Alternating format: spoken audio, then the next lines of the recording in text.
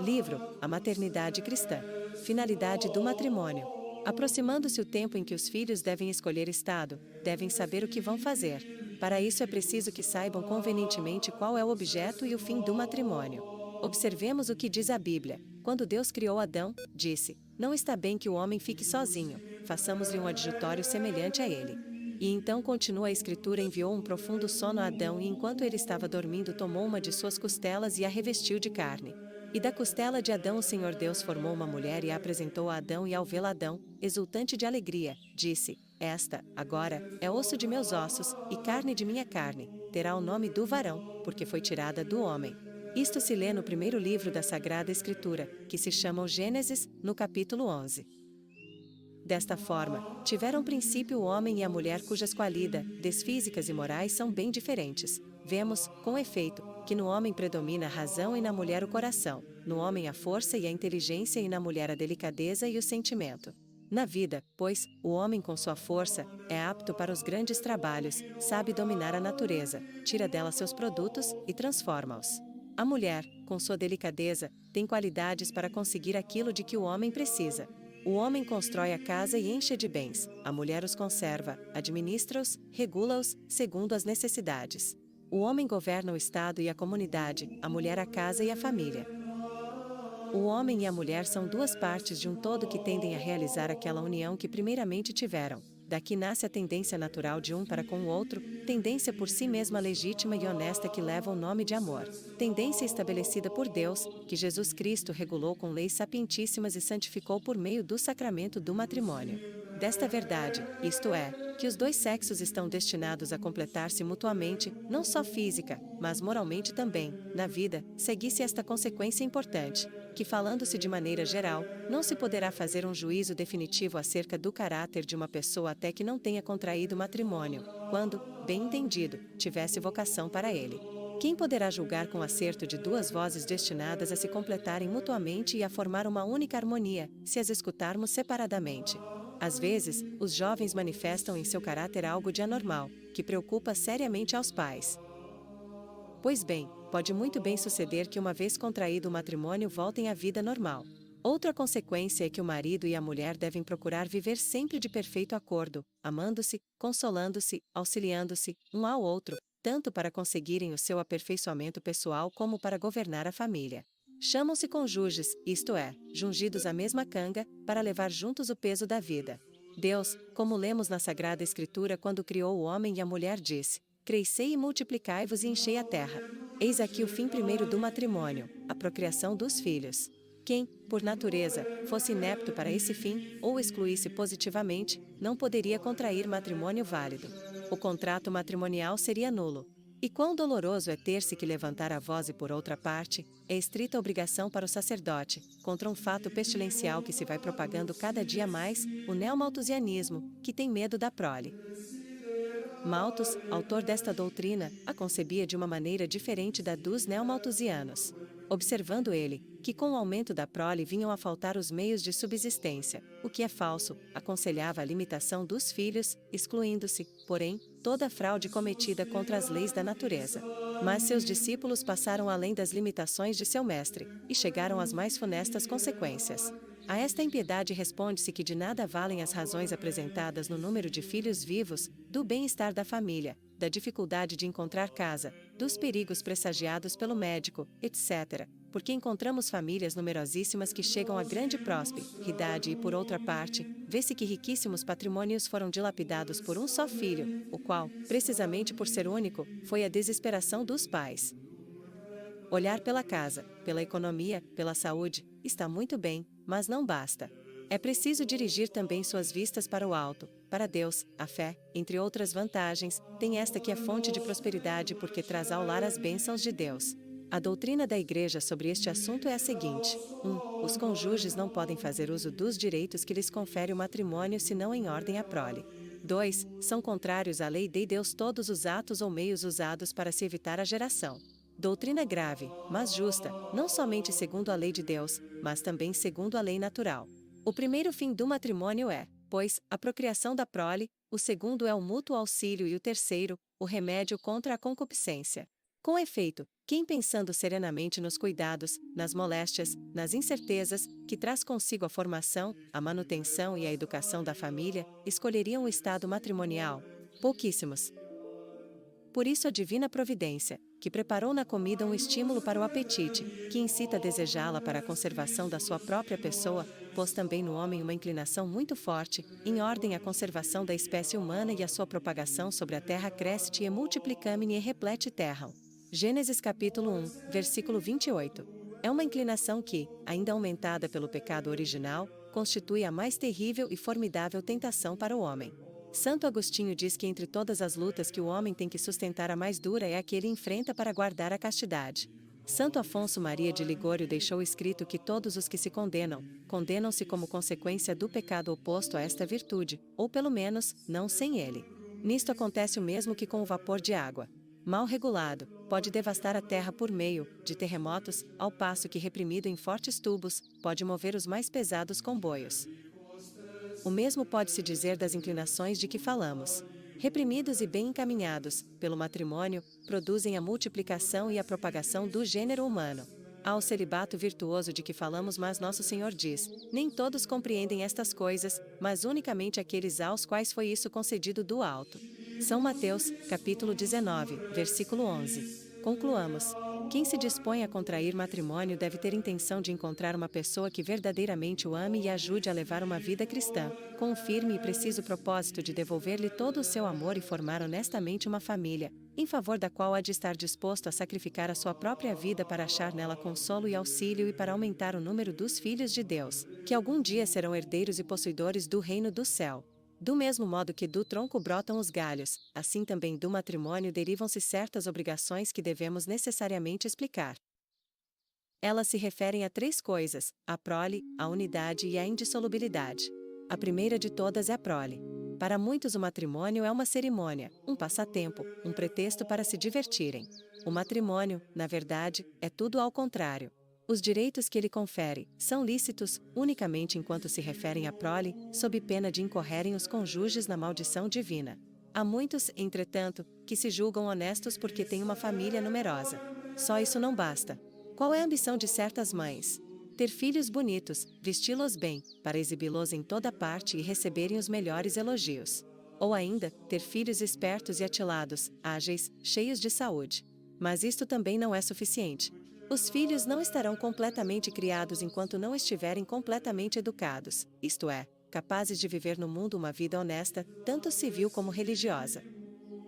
Não há dúvida de que pesa sobre os pais a obrigação de prover aos seus filhos o necessário para a vida, como a comida, o vestuário, a habitação, a preservação dos perigos a que constantemente eles se expõem, cuidando de sua saúde quando estiverem doentes. Mas também temos dever de procurar-lhes um estado que corresponda à sua condição, preocupando-se com a instrução e a educação requeridas. Ainda mais, tem obrigação séria de proporcionar-lhes uma sólida formação religiosa. O fim do matrimônio sacramento não consiste unicamente na propagação da espécie humana, mas também em multiplicar os verdadeiros adoradores de Deus, isto é, formar cristãos.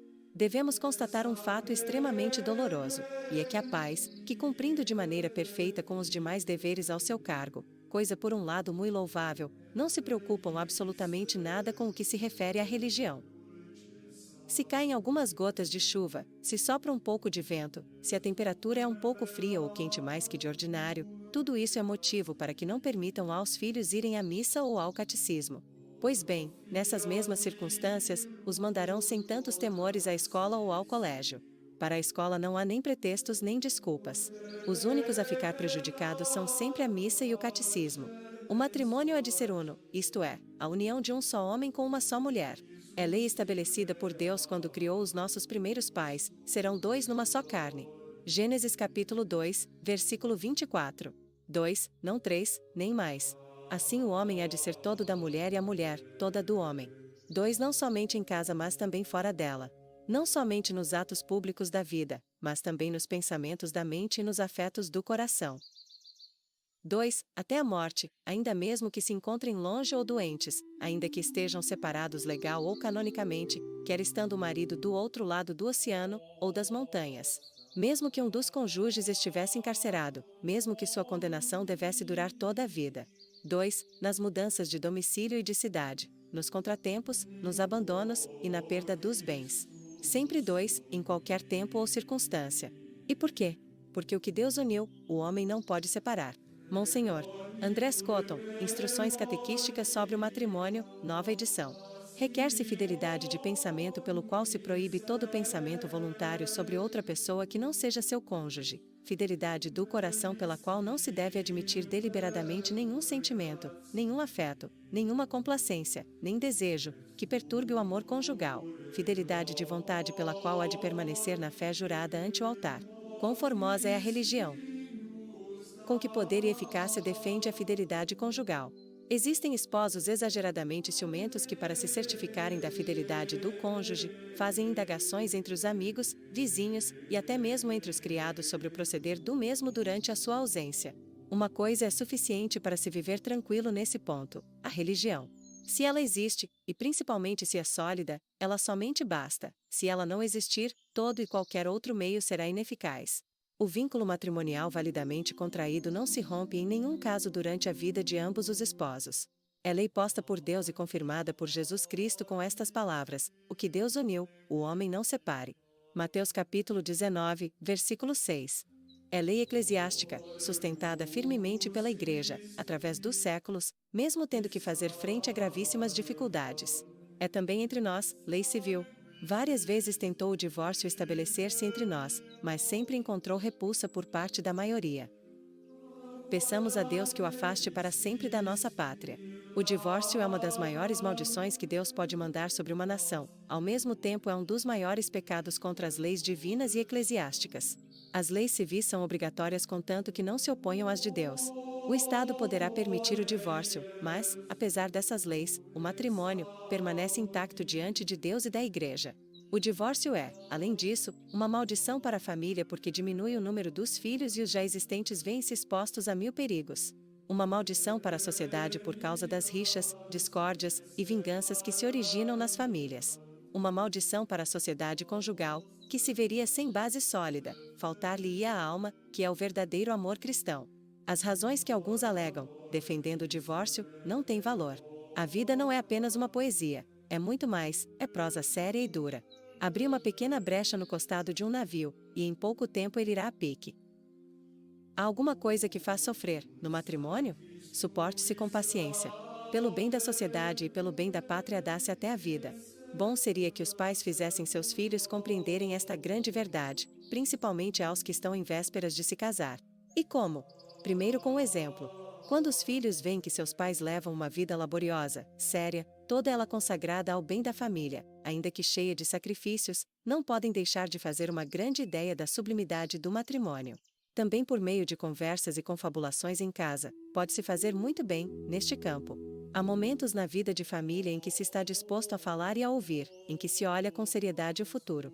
Excelente ocasião para uma boa mãe pronunciar uma palavra delicada, de luz e de vida. Esse é um momento propício para fazer o filho compreender que o matrimônio é um estado sério, que impõe obrigações muito graves, que é preciso pensar na futura família, tornando-se desde então capazes de mantê-la e educá-la, que o matrimônio une a própria vida com a de outrem, a qual se há de consagrar todo o afeto, que este laço há de durar toda a vida aconteça o que acontecer. Para este mesmo fim pode a mãe aproveitar as correções que se veja obrigada a fazer aos filhos. Por exemplo, se o filho gasta muito, não trabalha com interesse e afinco, anda demasiado fora de casa. Se a filha é ambiciosa, pouco amiga de retiro, vaidosa, então a mãe deve, aproveitando o momento oportuno, corrigi-los orientando-os ao matrimônio, fazendo-lhes advertências destinadas à sua futura maneira de proceder. Há um filho que durante o carnaval gastara demais, disse-lhe o pai, é este o modo de portar-se de um chefe de família. Estas palavras causaram mais impressão no filho do que qualquer outra reprimenda mais severa. Em suma, é preciso que se fale em família, com as devidas precauções de tempo e de lugar, desobrigações do matrimônio, de sorte que os filhos cheguem a conhecer-lhe a fundo a natureza e seus fins. Costuma-se dar, com relação ao matrimônio, mais importância ao dote, à saúde, à família a que pertence a futura esposa. Tudo isso não é mal, mas é conveniente também dar-se importância às obrigações que se contraem nesse estado. Qualidade dos esposos. Que qualidades devem ter os esposos? 3. Bondade, bens e igualdade. Nos esposos exige-se a bondade moral. Antes de tudo, religiosidade. E por quê? Porque sem religião as outras qualidades valem pouco, bem pouco, ao passo que a religiosidade, se for como deve, é suficiente. A religião pode transformar completamente um caráter e mesmo quando esse fosse intolerável, poderia torná-lo capaz da mais doce e exemplar convivência. Outra qualidade necessária é a laboriosidade. Ela traz consigo muitas outras boas qualidades. Assim como a ociosidade, podemos dizer que é a mãe de todos os vícios, a laboriosidade é a mãe de todas as virtudes, ou ao menos, impede que se contraiam muitos vícios. Um moço contava ao seu tio as qualidades de sua noiva. É muito bonita. E o tio escreveu, 0. Sabe dançar muito bem. 0. Sabe tocar piano, 000. Tem uma voz de anjo, 000. É muito rica, 000. Além disso, disse-me o senhor pároco que ela tem um espírito religioso sério e profundo. Então o tio colocou a unidade diante dos zeros e disse, leia agora. O sobrinho leu, 1 milhão. Pois bem, terminou o tio, tua noiva agora vale 1 milhão. O homem dado ao trabalho será naturalmente mais sério, mais retirado, menos irascível, mais amante da família. O esposo deve ser ainda respeitoso para com seus pais, enérgico, bom administrador. Se for respeitoso para com seus pais, será sem dúvida esposo bom, fiel e pai carinhoso. Se for enérgico, saberá governar bem a família. Se for econômico, será bom administrador. São também de grande valor a pontualidade, a ordem, a exatidão no cumprimento de seus deveres. Além das qualidades morais, exigem-se boas condições físicas, antes de tudo, boa saúde. O alcoolismo, o neurastenismo, o histerismo, são enfermidades muito comuns e causa de muitas desilusões e da ruína de muitas famílias, porque a debilidade dos pais exerce uma notável influência nos filhos. Que devemos dizer da beleza corporal? Aqui devemos fazer uma distinção. Se a formosura é considerada em si mesmo, pode-se-lhe aplicar sem reservas o que dos encantos naturais diz a Escritura Sagrada. Vaidade das vaidades, tudo é vaidade. Eclesiastes capítulo 1, versículo 2, a formosura é uma coisa vã. Prov. XXX. 30. Mas, se considerarmos a beleza na mulher prudente, então como diz também a Escritura é o ornamento da casa. Eclesiastes capítulo 26, versículo 21. Um matrimônio baseado unicamente nas qualidades corporais é uma casa edificada sobre areia. A beleza é passageira, como as flores. Praticamente se tem visto onde foram parar certos matrimônios alicerçados somente na formosura. Com isto não quero dizer que não se deve ter em conta um determinado grau de beleza e isso por muitos motivos, porque por lei natural, a fecundidade vem depois do aperfeiçoamento individual. Por outro lado, as boas qualidades tendem a diminuir e sem esta seleção o gênero humano cairia depressa numa degradação natural, porque esta é a mesma inclinação do coração humano. A convivência com uma pessoa cujo aspecto é desagradável pode se suportar nos primeiros tempos, e logo se há de converter em algo de antipático, e então pode sobrevir o perigo da infidelidade conjugal e se ressentirá a paz familiar.